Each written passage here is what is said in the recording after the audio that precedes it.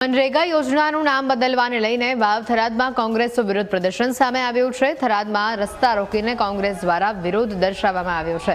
સાંસદ જ્ઞાનીબેન ઠાકોર સહિતના નેતાઓએ રેલી યોજી જિલ્લા કલેક્ટર કચેરીએ આવેદનપત્ર આપ્યું છે, જેમાં આક્ષેપ કરવામાં આવ્યા છે કે સરકાર મનરેગાની યોજનાને નબળી પાડવા માંગે છે, જેથી તેના માળખામાં ફેરફાર કર્યો છે।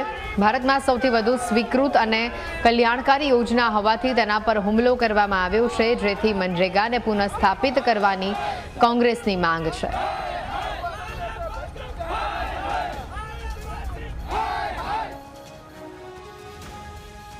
રોજગારી ન મળે એના માટે કરીને જે 100% કેન્દ્ર સરકાર બજેટ આપતું એના બદલે નવા કાયદાની અંદર 40% રાજ્ય સરકારનો હિસ્સો અને 60% કેન્દ્ર સરકાર। એટલે અમારી એક જ માગણી છે કે જે ભૂતકાળની અંદર હોય 100% કેન્દ્ર સરકાર આ બાબતમાં ફંડ આ યોજનામાં આપતું હતું એ રીતે 100% ફંડ આપે અને જે ગાંધીજીના નામથી યોજના હતી એ રીતે ગાંધીજીની યોજનાનું નામ જે હતું એની રીતે ચાલુ રાખે, એ અમારી માગણી છે।